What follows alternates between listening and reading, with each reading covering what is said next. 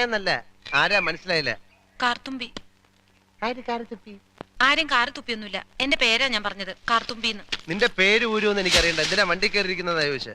എന്നോട് കേറിയിരുന്നോളം പറഞ്ഞു. ആര്? ആ, ഒരു കിളവൻ.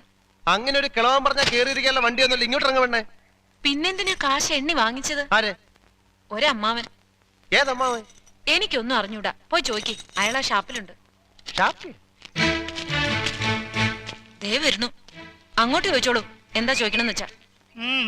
അമ്മാവാ, ഇയാൾ എന്തൊക്കെയോ പറയുന്നു.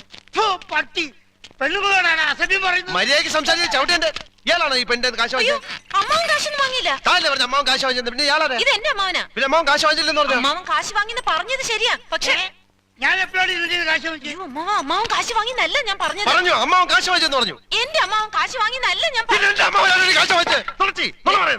നുണച്ചിനെങ്ങാനും പറഞ്ഞാലുണ്ടല്ലോ. പിന്നെ നുണ പറയുന്നവരെ എന്ത് വിളിക്കണം? സത്യമാമെന്ന് വിളിക്കണം.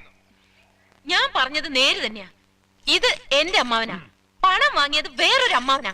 അയാൾ അയാളുടെ വണ്ടിയാന്ന് പറഞ്ഞിട്ടാ ഞാൻ കേറിയിരുന്നത്. അതൊക്കെ പോട്ടെ, ഇതൊക്കെ ചോദിക്കാൻ താനാരാ? ഞാനാരാണെന്നോ? താനാരാണെന്ന് തനിക്കറിയാമേലെങ്കിൽ താൻ എന്നോട് ചോദിക്ക് താൻ ആരാണെന്ന്.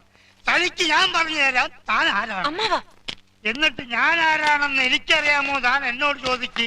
അപ്പൊ തനിക്ക് ഞാൻ പറഞ്ഞു തരാം താൻ ആരാണെന്ന്.